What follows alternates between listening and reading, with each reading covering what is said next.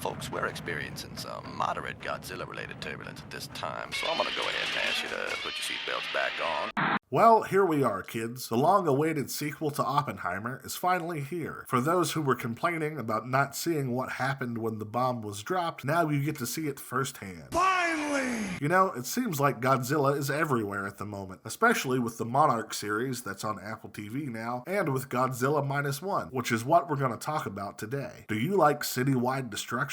Oh yeah! Well, then I've got a movie made just for you. Hold on to your hats, kids, as we take a spoiler-free look at Godzilla Minus One. Both direction and magnitude! So, Godzilla Minus One starts like any great movie, with military desertion. You see, this is Koichi, a kamikaze pilot who has been rethinking his job as of late. So, pretending to have mechanical issues, he lands on the small island of Odo to have mechanics fix his plane. That night, while everyone is asleep, Godzilla shows up, and, while looking different than you'd expect, manages to kill everyone except Koichi. Oh my god, I almost died! Koichi then returns to Tokyo, and there he finds that the city has been destroyed, his parents are dead, and he has to live with the shame of being a coward. Until one day he meets a young woman named Norkio, who is taking care of a child that was orphaned during the war. And after getting a job with the Japanese government sweeping for leftover mines, he's able to build a nice home for his family.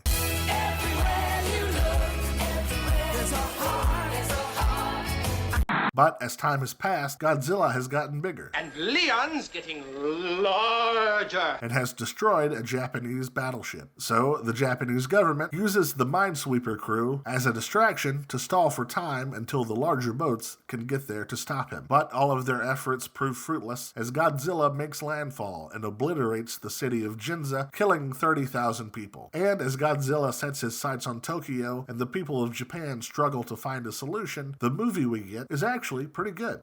What's really surprising about the movie is how good it is with only having a $15 million budget. With this being a special effects heavy movie, you can really see that they spent every dollar wisely. Now, of course, does that mean everything looks perfect? No, there are some shots that are a bit off, but I would say that the effects work for about 90% of the time. And when you consider that we've seen movies with massive budgets look far worse, that remaining 10% is easy to excuse.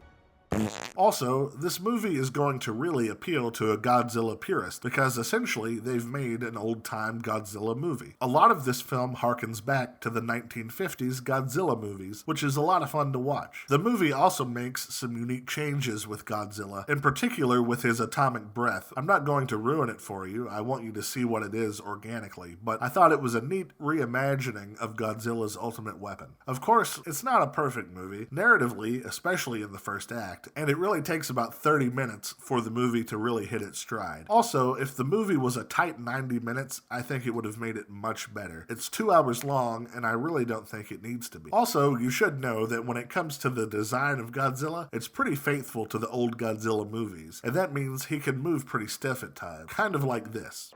He's as tall as a 30-story building. Now again, that is the intention of this movie. They are wanting to make an old-style Godzilla movie, but I think that's something you might just want to know. And I will also mention that while most of the acting is fine, there are some moments that are over the top. But I don't want to comment on that too much because I think that might just be how people act in Japanese movies. I can't say for sure. So, would I recommend this movie? Yes. Despite all the stuff I just mentioned, the movie is still a good time. If you're a hardcore Godzilla fan, this will be a must-watch for you, and if you're just a casual fan like myself, there's still a lot here to enjoy. Be sure you go to a theater with a great sound system, because the sound design is pretty great as well.